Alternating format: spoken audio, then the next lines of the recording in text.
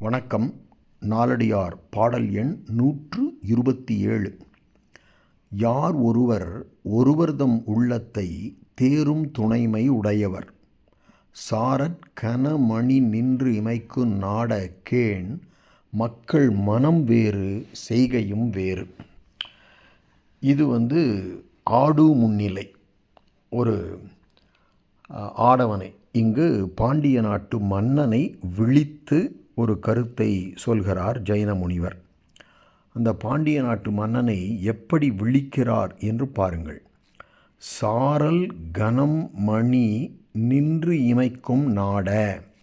சாரல்னா மலைச்சாரல், மலைச்சார்பான இடங்களிலே கனம் மணி பெருமை பொருந்திய இரத்தினங்கள் நின்று இமைக்கும் நிலை பெற்று பிரகாசிக்கின்ற நாட பாண்டிய நாட்டையுடைய மன்னனே, கேள், நான் சொல்வதை கேட்பாயாக. மக்கள் மனம் வேறு செய்கையும் வேறு. மனிதர்கள் தங்கள் மனத்தில் என்ன நினைக்கிறார்கள் என்பதை மறைக்கும் விதமாக செய்கைகளை கொண்டிருப்பர். அதாவது அவர்கள் செய்கைகளை வைத்து அவர்கள் மனத்தில் உள்ளதை கண்டறிதல் கடினம்.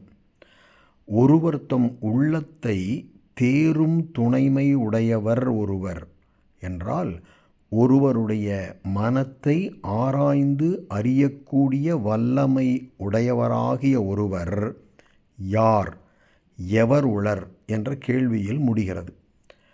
அந்த கேள்விக்கு பொருள் என்ன என்றால், எவரும் இலர் என்பதே பதில். சரி, அப்படியானால் இந்த பாடல் உணர்த்தும் கருத்துத்தான் என்ன?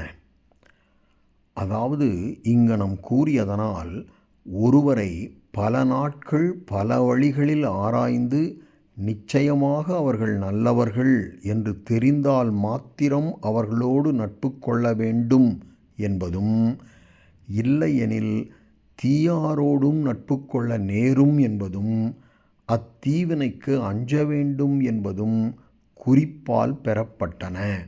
மீண்டும் ஒரு முறை இந்த நாலடியார் பாடலை பார்ப்போம். யார் ஒருவர் ஒருவர் தம் உள்ளத்தை தேரும் துணைமை உடையவர், சாரல் கனமணி நின்று இமைக்கும் நாட கேள், மக்கள் மனம் வேறு செய்கையும் வேறு.